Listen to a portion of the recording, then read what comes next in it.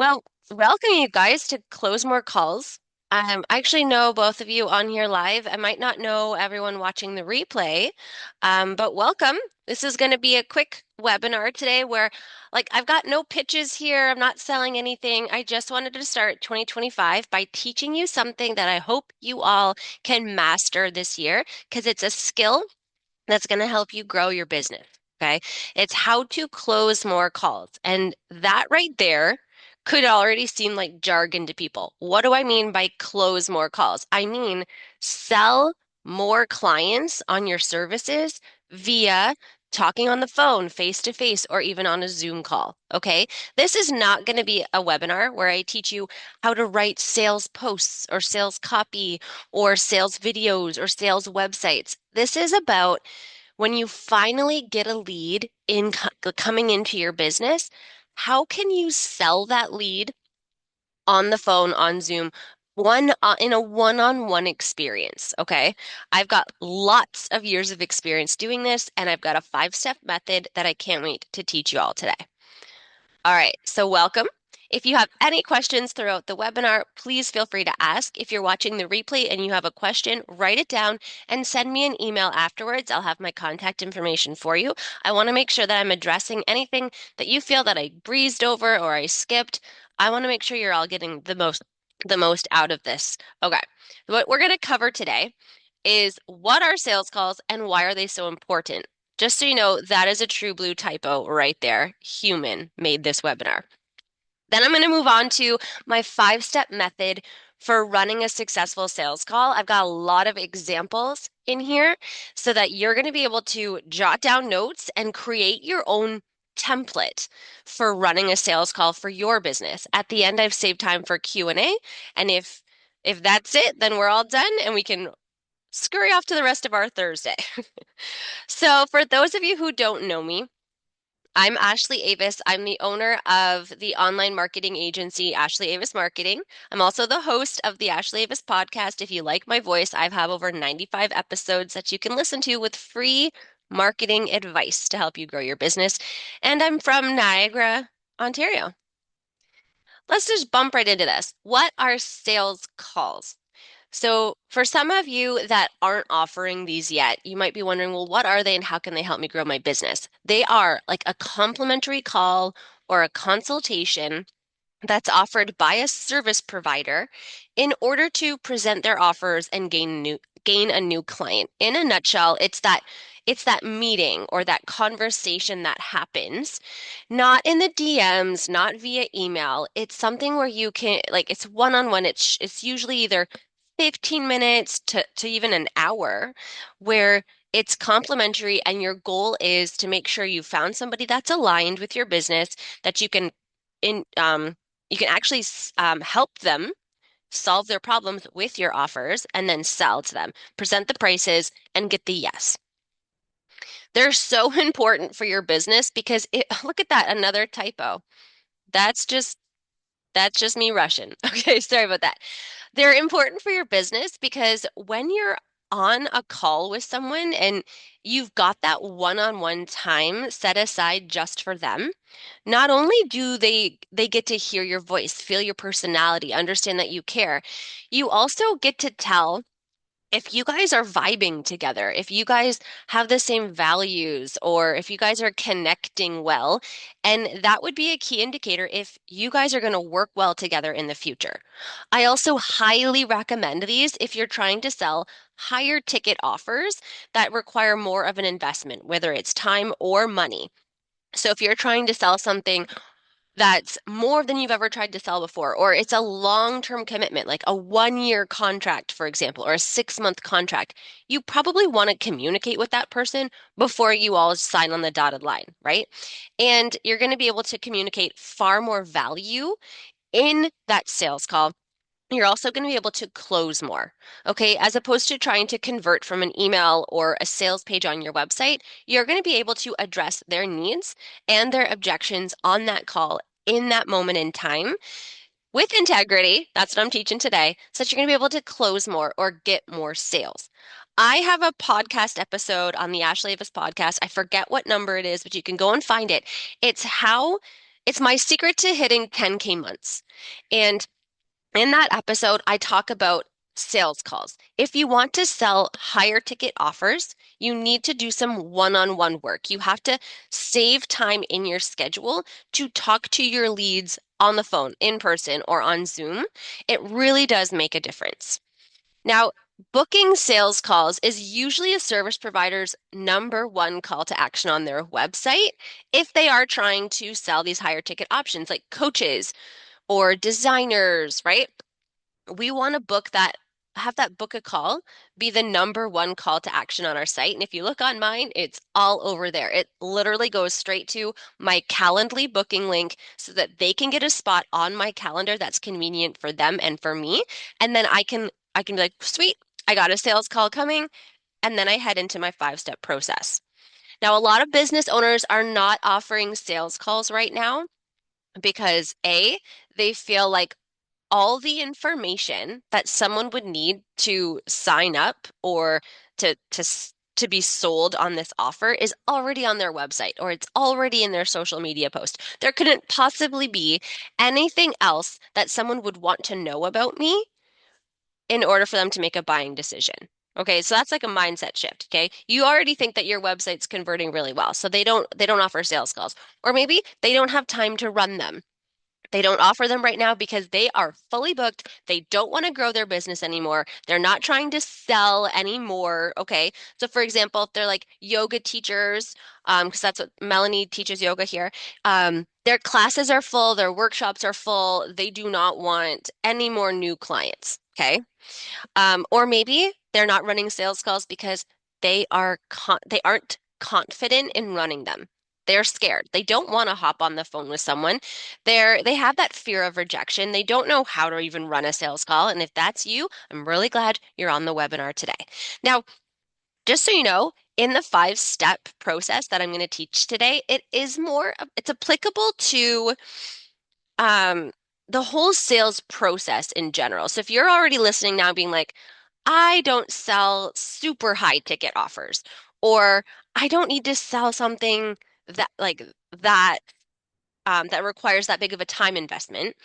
The sales steps that I'm going to teach today are also a really great way just to have those shorter, smaller conversations with people in general in order to get them interested in what you offer. So I want you all to keep an open mind here. So just so you know, if you follow my 5-step method for running a successful sales call, I promise you will have more confidence selling in any part of the sales flow. You will feel like you're selling with integrity. You won't have that icky feeling that you're saying something just to get a yes out of somebody. That's not going to happen. You're going to gain more aligned clients, like their values match your values. You're going to work well together in the future, and you're going to be able to close more calls, which means your close ratio is going to be higher. So, for example, if you do 10 sales call this month and you're used to only closing like 2 or 3 of them, you're going to be able to sell like maybe more 4 or 5 of them. Okay. And you're going to be able to track your success and you're going to be able to see your skills evolve. So let's get right into the 5-step method. Step number 1 is to find connections. So I want to use the example, like say we're having a 30-minute sales call. We've booked it. Maybe we call it a consultation or a discovery call, whatever. You got on a call with someone. For the first thing you want to do is find connections with them. So building a rapport with someone in the first 5 to 10 minutes of the call is going to be groundbreaking. It's going to allow people to relax, feel connected to you, and get them talking, which is what we want. In the first part of the call, they do all the talking, and you want to ask them a lot of questions to keep that conversation flowing. So, for example, the very first part of your call could be like, "Hey, how's your day going so far?" Or where are you from? Oh, I've been there, right? Or um, how did you find out about me? Oh, you know so and so? That's funny. I met them back here. And like find those areas of connection and talk about them, right? Then you can also ask questions like, for example, like, have you ever worked with a travel agent before? Or have you ever done yoga before? Okay. And then you can ask them, Can you elaborate on it? How did that go? What did you like about it? What did you not like about it? How long ago was that? And what we're trying to do is get some background on this person and also add into the conversation, oh, I've felt that way, or I've done that before, or I've been there, so that you find that connection at the beginning and it eases the tone of the conversation. Clearly, we don't want to waste people's time. We don't want to spend 15 minutes on small talk, but if it happens, it happens, right? So I like to start with a little bit of chit chat at the beginning where I ask them some good questions to find out more about them. What I'm ultimately trying to do is get myself in the headspace of who is this person? And then what are they struggling with? Like, what is their life like? Okay, and how can I actually help them?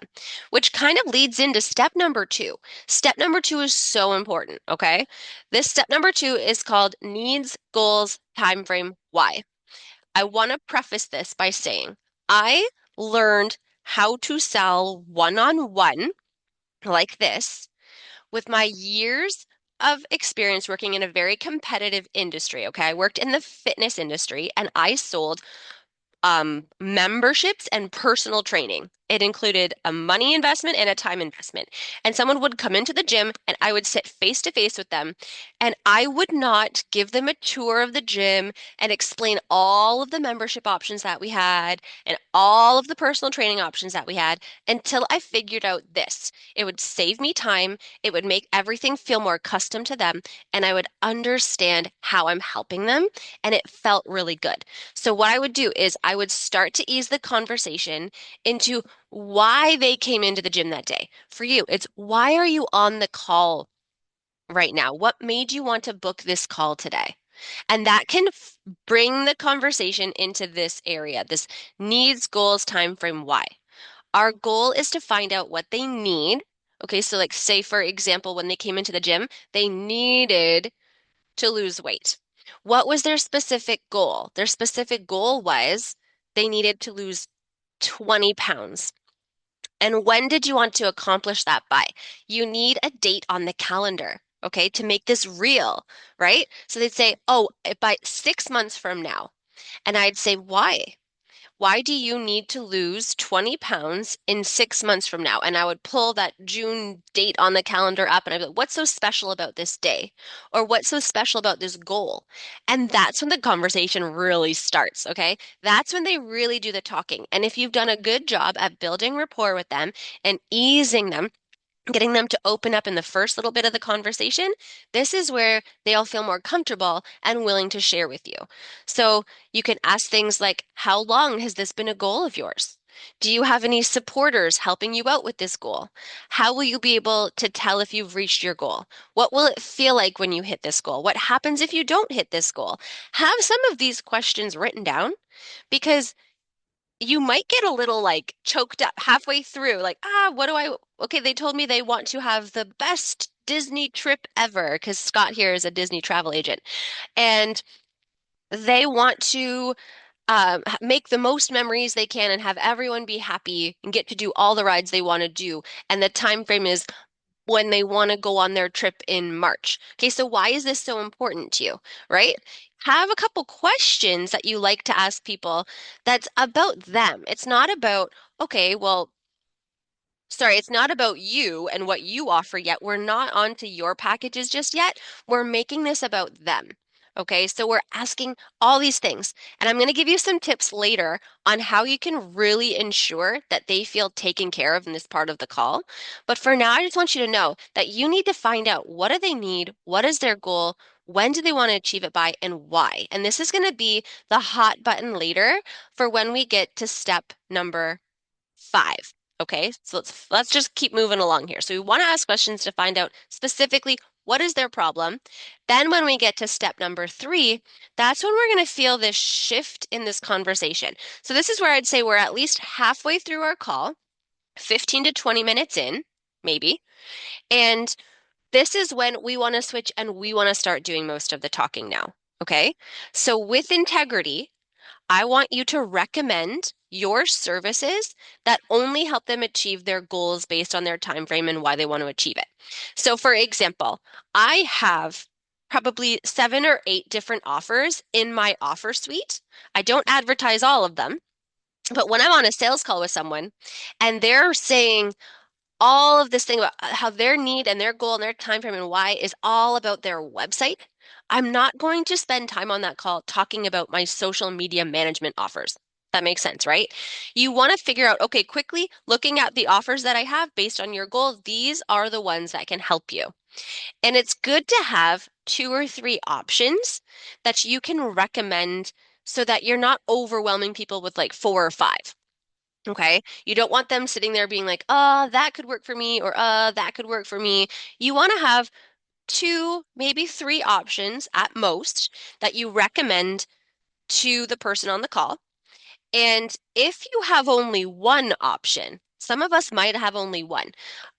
I don't recommend that, and you're going to see why in a second. It might be worth your while if you want to improve the close ratio, to open up your services just a bit to have at least 2 different options. So, for example, Melanie teaches yoga. Your option one could be you can come for a single class pass for $15, or you can grab an 8 class pass for $100. 2 different options, right? So here, you're doing most of the talking. I love to have a little script in front of me of what each of my packages include and what they don't include and how much they are, just so that I'm not overwhelmed in this part when I'm explaining my offers, and so I don't forget anything that's really important. Then we're going to move on to step number 4. You've presented what your offers are. It doesn't take very long, maximum 5 minutes. Make sure it's clean, clear, and concise. That's why I like to have it written down in front of me. Then we're going to do step number 4, which is ask for the sale. I'm pausing here because this is where most business owners are most afraid. Okay. It's it can be really hard when you're afraid of someone saying no, right? Like I've heard what you said, I don't want to sign up for it, right? And it happens. When you're running a business and you're selling your services, people will say no to you, okay? It's gonna happen. Expect it. But if you feel super aligned and you know you can help this person, we're going to go for the yes, okay? So here's a good way to do your ask, okay? It can be as simple as saying, based on your goal to X, Y, and Z by 1, 2, 3, like the date on the calendar, I recommend either package A or package B, which we just explained. Which works best for you? When it's package A or package B that they're deciding between, notice that either one of those is a sale, right? We just sold someone, whether they got a single class pass or a class pass, we just got someone coming into our classes and saying yes to us. It could also go based on your goal to X, Y, and Z by 1, 2, 3. I always like to repeat their goals to them. I would go with either option A or B. So when would you like to get started? I like to say that too. Some people call that assuming the sale. Some hard salespeople will call it assuming the sale. But sometimes it's just the most confident way you can ask for it, right? When would you like to get started? So if we were to get started with package A or B, we would need to book an onboarding meeting first. When would you like to book that? Right? So you could just go right on into the next step. For Melanie, for example, it could be, okay, well, I've got classes on Monday or Wednesday. Which day works better for you to come in? Okay. That's an example. So as opposed to saying, let me see this, as opposed to saying, this is where I need to remember this. So this is where I was saying, if you only have one option for your packages, and like, I have this package. Would you like to get started? Now they're thinking yes or no, right? And no is an option. So this is where I highly recommend having those 2 options, option A or option B. And then they are picking between A and B versus yes or no, because we want to hide that no. All right. Now, it's not to say if someone says no, or I need to think about it, or I need to ask my partner, or I need to relook at my budget, that's okay. That is legit. That is step number 5. You need to help them overcome their objections. Now, here's the secret to overcoming objections. Objections being like, it's too expensive, or I have to ask my partner, or I need to think about it, or this isn't really a good time for me. Okay. Some of that's going to be legit. And if you're on the call with someone and they are not a perfectly aligned client that you cannot wait to work with, let them have that objection. It's their easy out. We're going to wrap up that call. Done. But if it's someone that you want to help, we're going to help them overcome the objections. And the secret is if you've followed step 1 through 4, and you've delivered the price presentation and asked for the sale with confidence, objections might not even pop up. Okay. Um, if they do though, we will be prepared. So this is what I recommend. I recommend before you do a sales call to think of the objections that you think you could get from this person or that you've gotten in the past. Okay. Or you might just have to get creative and just jot down a couple different ideas like what they could say this, they could say that. Okay. And then what I want you to do is to be aware of those objections and then think, what can I ask them prior to, will you sign up with me, in order to overcome that objection ahead of time? So I'm going to give you an example because this might be a little confusing to understand. So the example is, say the objection of cost comes up at the end, and someone's like, you know what, actually, that's one that a lot of people might not even be willing to admit. Sometimes they're just like, I need to think about it. And you could be like, okay, so what part of this do you need to think about? And then they'll say, well, it's actually the cost. Okay. So sometimes you have to dig for that real objection, but say it's cost. You can eliminate that prior to asking for the sale in step 1 and 2 by asking questions like this. Okay, if you think that cost could be an objection, you could say, have you worked with a travel agent before? Or have you worked with a yoga teacher before privately? Have you worked with a web designer before? And if they say yes, you can like ask a little bit more questions. Yeah, like what was it like? Did you like the experience? And you could, if you're brave and you want to talk about money, go for it. You can say like, okay, so can may I ask how much it was? Or was it within your budget at the time? So that you know, okay, in the past they have paid for this service before, which will help uncover that price objection, right? Do you have a budget set aside for this? So I know that some of us, we do talk about money with our clients a lot. Some of us don't, but being brave at the beginning, like, do you have a budget set aside for this? That person might just come right out and say, "Yep, I've budgeted this much per month or this much annually for this service," and then you can know based on what their goals are, like, are they going to be within your budget or not, right? That's why it's also kind of important, or sometimes it's clever to have your starting at prices on your website so that people know they can already afford you before they get on the call. You can also ask them questions like, why is this so important for you to accomplish? And when you know that why, sometimes like reminding them of why this is important to them makes them realize that the financial investment is actually worth it. And if you want to get playful or clever, you could even ask questions like, how much would you pay right now for me to snap my fingers and make that goal accomplished? Okay. I used to say that at the gym. I used to say, if how much would you pay right now if I could snap my fingers and you could have 10 pounds of body fat removed from your body right now? And they would always be like, $10,000, $20,000. I'm like, sweet, because personal training is less than that. Okay. All right. So there's just ways that you can ask questions ahead of time that would get them to overcome the objection. Another example, I'm just going to say it right now. Say they have to like talk to their partner. That's the objection that they give you at the end. But you've already asked them in step 1 and 2, who's your biggest supporter? And who knows you're on this call today? Or who's going to help you achieve this goal, and it's their partner, you can then say to them, okay, before you talk to your partner, didn't you already tell me that they're going to be your biggest supporter and that they'd be very excited if you were to get started with this? And then like, oh yeah, you know what? I think I will get started, right? So don't let this part feel icky. It's just a way for you to help remove any mindset blocks or any, I don't know, false objections that would stop them from signing up with you. Now, if you have any questions, let me know.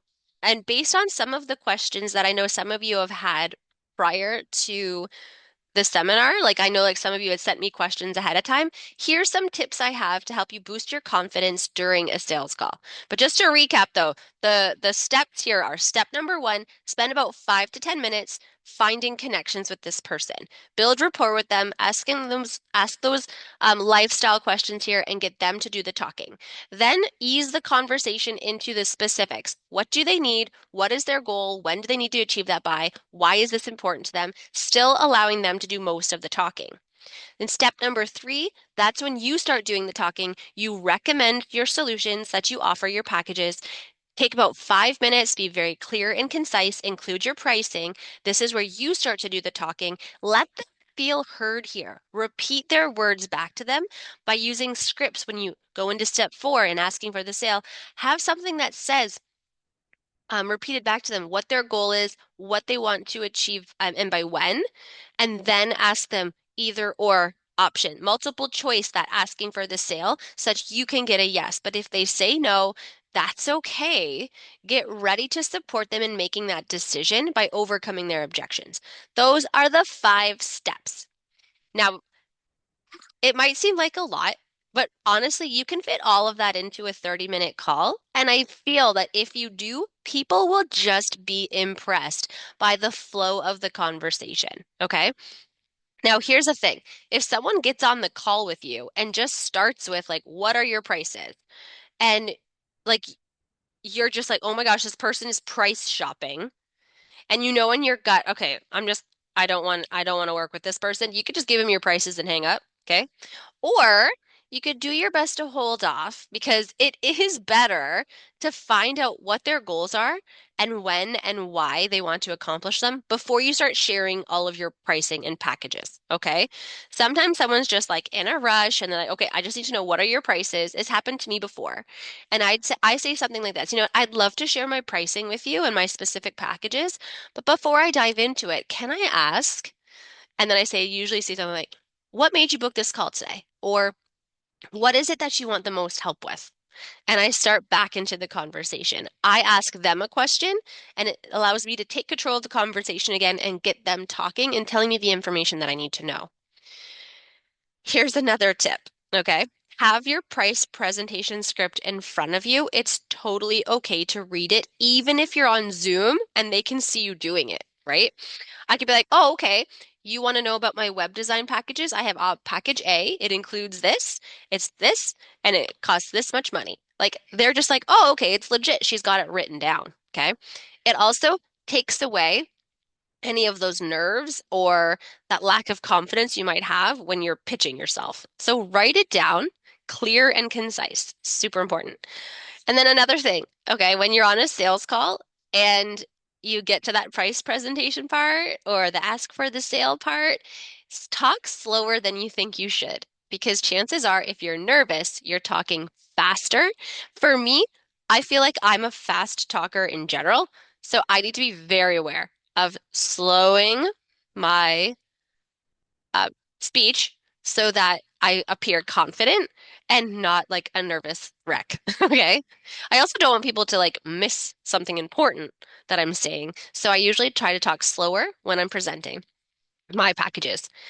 And then here, I love this one. Okay, my favorite thing to do when I'm on a sales call is to keep notes. Okay, so if you've ever been on a sales call with me, you would know that I'm either typing or I'm writing. And it honestly, I don't see it as like a sign of weakness or anything. I'm not trying to be like that therapist that takes notes while you're talking.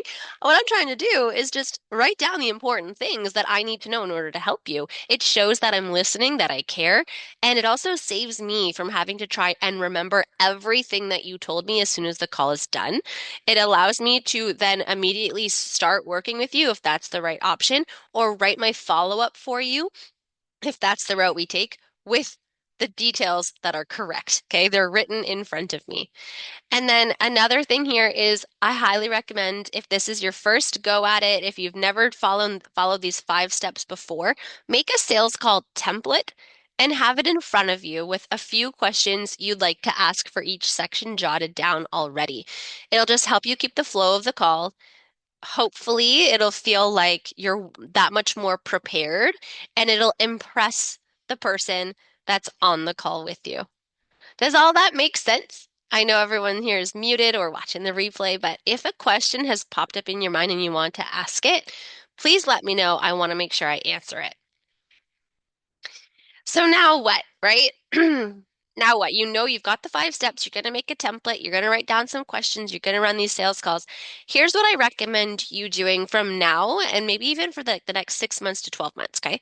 I recommend tracking your inquiries, like your leads that are coming in, and then tracking your sales calls to see what your closing ratio is.